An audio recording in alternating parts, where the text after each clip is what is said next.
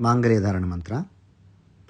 ನಮ್ಮ ಕಡೆ ಮದುವೆಗಳಲ್ಲಿ, ವಿಶೇಷವಾಗಿ ದಕ್ಷಿಣ ಭಾರತದ ಮದುವೆಗಳಲ್ಲಿ ಮತ್ತು ಮಾಂಗಲ್ಯವನ್ನು, ತಾಳಿಯನ್ನು ಕಟ್ಟುವಂತಹ ಪದ್ಧತಿ ಎಲ್ಲೆಲ್ಲಿದೆಯೋ ಅಲ್ಲೆಲ್ಲ ಸುಪ್ರಸಿದ್ಧವಾದ ಮಂತ್ರ. ಸನಾತನ ಧರ್ಮದ ಮದುವೆಗಳಲ್ಲಿ ನಾನು ಹೇಳ್ತಾ ಇರೋದು. ಮಾಂಗಲ್ಯಂತಂತು ನಾನೇನ ಮಮ ಜೀವನ ಹೇತುನಾ ಕಂಠೆ ಬಧ್ನಾಮಿ ಸುಭಗೆ ತ್ವಂಜೀವ ಶರದಂ ಶತಂ. ಬಿಡಿಸಿ ಹೇಳೋದಾದರೆ, ಮಾಂಗಲ್ಯಂ ತಂತುನಾ ಅನೇನ ಮಮ ಜೀವನ ಹೇತುನಾ ಕಂಠೆ ಬಧ್ನಾಮಿ ಸುಭಗೆ ತ್ವಂ ಜೀವ ಶರದಂ ಶತಂ. ಇದನ್ನು ಸಂಕೇತಿ ಭಾಷೆಗೆ ಇಳಿಸಬೇಕು ಮತ್ತು ಕನ್ನಡೀಕರಿಸಬೇಕು ಅಂತ ಒಂದು ಮನಸ್ಸಿನಲ್ಲಿ ಬಂತು ನನಗೆ. ಅನುಷ್ಠುಪ್ ಛಂದಸ್ಸು, ಶ್ಲೋಕ ಛಂದಸ್ಸಿನ ಇರುವಂತಹ ಒಂದು ಮಂತ್ರ. ಹಾಗೆ ಮಾಡ್ತಾ ಮಾಡ್ತಾ ಇದು ಎಷ್ಟು ಆಳವಾದಂಥ ಅರ್ಥವನ್ನು ಹೊಂದಿರುವಂಥದ್ದು ಅಂತ ನನಗನ್ನಿಸ್ತು.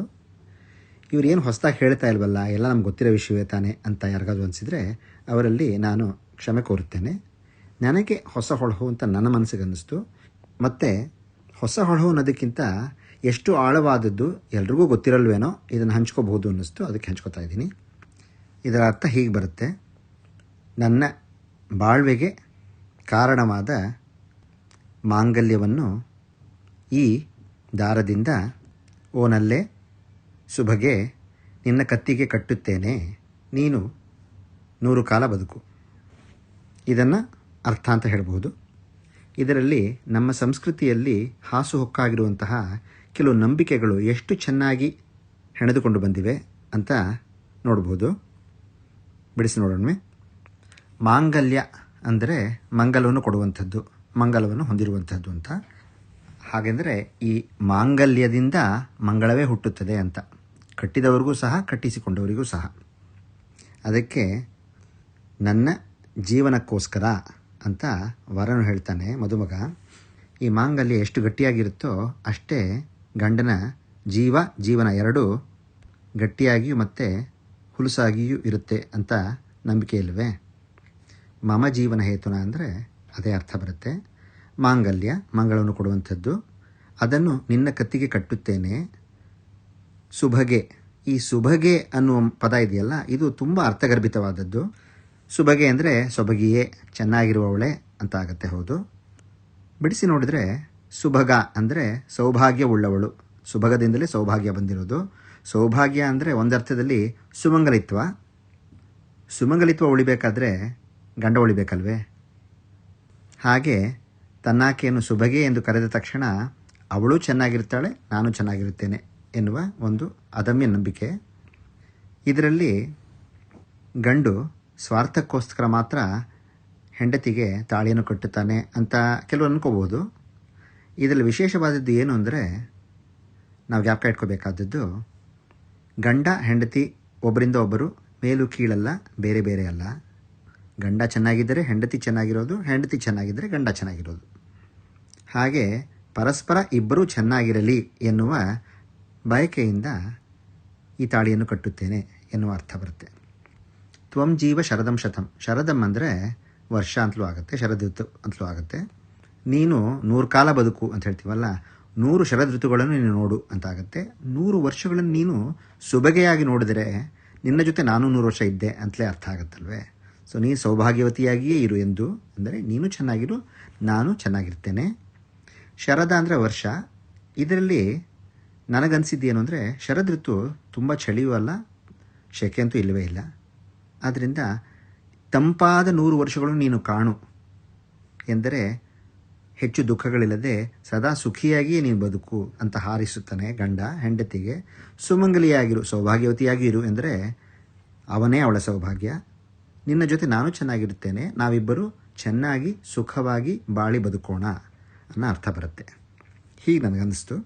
ಮದುವೆ ಮಾಡಿಕೊಳ್ಳುವ, ಮಾಂಗಲ್ಯವನ್ನು ಕಟ್ಟುವ, ಕನ್ಯಾದಾನವನ್ನು ಮಾಡುವಂಥ ಈ ಕ್ರಿಯೆಗಳಿವೆಯಲ್ಲ, ಇವಕ್ಕೆಲ್ಲ ಇದೇ ಉದ್ದೇಶ. ಕನ್ನಡದಲ್ಲಿ ಈ ಮಂತ್ರವನ್ನು ಹೀಗೆ ಮಾಡಿದ್ದೇನೆ. ಚೆನ್ನಾಗಿ ತಾಳಿಯನ್ನೂಲಿನ್ ನನ್ನ ಬಾಳ್ತೆಯ ದೂಸರಿನ್ ನಿನ್ನ ಕೊರಲೊಳ್ ಬಿಗಿವೆನ್ ನೆಲೆಸಿರ್ನಲ್ಲೆ 100 ಸೂಳ್. ಚೆನ್ನಾಗಿ ತಾಳಿಯನ್ನು ನೂಲಿನಿಂದ, ದಾರದಿಂದ ನನ್ನ ಬಾಳ್ತೆಯ ದೂಸರು ಅಂದರೆ ಕಾರಣ, ಹೇತು. ನಿನ್ನ ಕೊರಳೊಳ್ ಬಿಗಿವೆನ್, ನಿನ್ನ ಕೊರಳಲ್ಲಿ ಕಟ್ಟುತ್ತೇನೆ. ನೆಲೆಸಿ ಇರು ನಲ್ಲೇ 100 ಸೂಳು. ಸೂಳು ಅಂದರೆ ವರ್ಷ. ತಾಳಿ ಅಂದರೆ ಮಾಂಗಲ್ಯ. ಒಂದು ತಾಳಿ ಅಂದರೆ ತಾಲವೃಕ್ಷ ಅಂದರೆ ಹನಸೋಗೆ ಅಂತ ಹೇಳ್ತೀವಲ್ಲ, ಆ ಪದದಿಂದ ಬಂದಿರುವಂಥದ್ದು. ಓಲೆಯು ಮಾಂಗಲ್ಯದ ಸೂಚಕ, ಮಂಗಳದ ಸೂಚಕವೇ. ಅದರಿಂದ ತಾಳಿ ಅಂದರೂ ಮಾಂಗಲ್ಯ ಅನ್ನೋ ಅರ್ಥ ಬರುತ್ತೆ. ಅದರ ಒಳ ಅರ್ಥವಾದ ಮಂಗಳತನವೂ ಬರುತ್ತೆ. ನಿನ್ನ ಕೊರಲಲ್ಲಿ ಬಿಗಿವೆನು ಅಂದರೆ ಬಿಗಿಯಾಗಿ ಕಟ್ಟುತ್ತೇನೆ ಅಂದರೆ ಭದ್ರವಾಗಿ ನಿಲ್ಲಲಿ ಅನ್ನುವ ಉದ್ದೇಶದಿಂದ.